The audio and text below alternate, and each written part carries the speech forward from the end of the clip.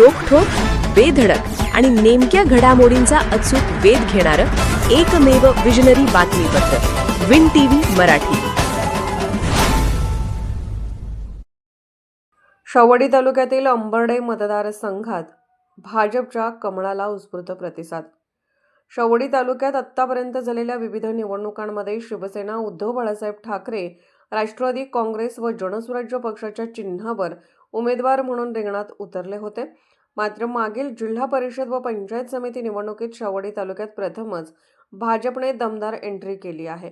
भाजप प्रदेश सदस्य आबासाहेब पाटील यांच्या नेतृत्वाखाली अंबर्डे व सरोड या जिल्हा परिषद व पंचायत समिती मतदारसंघात भाजपचे उमेदवार उभे करण्यात आले असून या दोन्ही उमेदवारांना मतदारसंघातून उत्स्फूर्त प्रतिसाद मिळत आहे. नुकत्याच पार पडलेल्या नगरपालिका व महानगरपालिका निवडणुकांमध्ये मिळालेल्या अभूतपूर्व यशानंतर मुख्यमंत्री देवेंद्र फडणवीस यांच्या नेतृत्वाखाली भाजपने शेवडी तालुक्यातील वाड्या वस्त्यांपर्यंत शासकीय योजना पोहोचवल्या.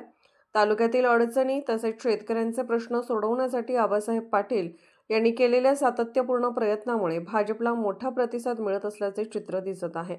याच पार्श्वभूमीवर गतवर्षी स्वतंत्रपणे अंबर्डे मतदारसंघातून जिल्हा परिषदेसाठी रजनीताई पाटील तर पंचायत समितीसाठी शंकर पाटील यांना उमेदवारी देण्यात आली आहे.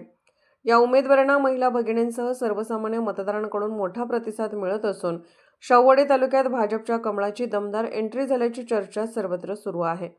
विन टीव्ही मराठीसाठी शेवडीहून नथुराम डौरी. विन टीव्ही मराठी न्यूज चॅनलला लाईक करा, शेअर करा आणि सबस्क्राईब करा.